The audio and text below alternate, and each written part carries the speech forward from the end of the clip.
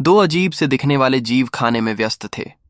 जब उनका पेट भर गया तो वे इंसानों का रूप ले लेते हैं, लेकिन मेज पर एक ऐसा भी पड़ा था जिसे बाकी जीव अपनी भुजाओं से खा चुके थे।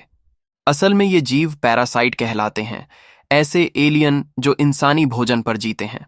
वे अक्सर आधी रात को ही बाहर निकलते हैं और दिन में इंसानी शक्ल में भीड़ में घुल मिल जाते हैं। फिर वह युवक की नाक से भीतर जाने लगा। अचानक तेज दर्द से युवक चौंक उठा और उस कीड़े को झटक दिया, लेकिन वो पैरासाइट हार मानने वाला नहीं था। वह सीधे युवक के दाहिने हाथ में घुस गया। युवक ने घबराकर अपने हाथ को रस्सी से बांध लिया ताकि वो शरीर पर काबू न पा सके। तभी उसकी मां आई और बेटे को समझाते हुए रस्सी खोल दी कि शायद वह तनाव में है और आराम करना चाहिए। इसके बाद अगले कुछ दिनों तक युवक के साथ अजीब घटनाएं होने लगीं। उसका दाहिना हाथ कई बार उसके काबू से बाहर हो जाता। कभी अचानक सहपाठी की ओर हाथ बढ़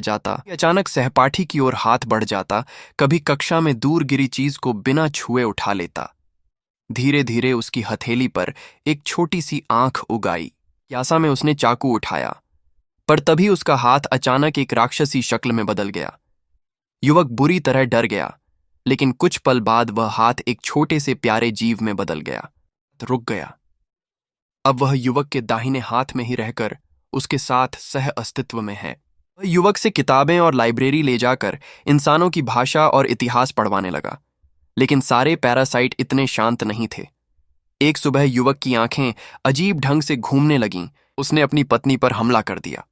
उसका सिर फट गया और पत्नी उसका भोजन बन गई। इसी बीच कॉलेज में एक नई केमिस्ट्री टीचर आई। युवक के भीतर का जीव तुरंत पहचान गया कि वह भी पैरासाइट है।